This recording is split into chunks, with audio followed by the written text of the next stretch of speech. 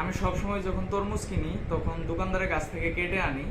তো যদিও আমি তাদেরকে যেটাই কাটতে দেই সেটাই লাল হয়। তো আমি এবার মানে ফুল কনফিডেন্সে না কেটে নিয়ে আসছি, ভাবলাম যে এটা বাসায় নিয়ে কাটবো, যে দেখি আসলে আমি যেটা হাতে নেই সেটা কতটুকু লাল হয় বা লাল হয় কিনা দেখি। এবার কাটবো, আপনারা সবাই সাথে থাকুন, দেখা যাক তারা যেভাবে কাটে আমি কি ওইভাবে কাটতে পারবো।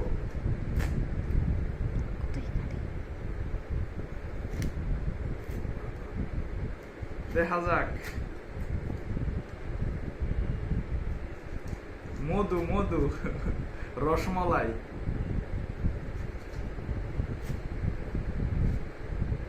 ছোট করে কাট, দেখা যাক।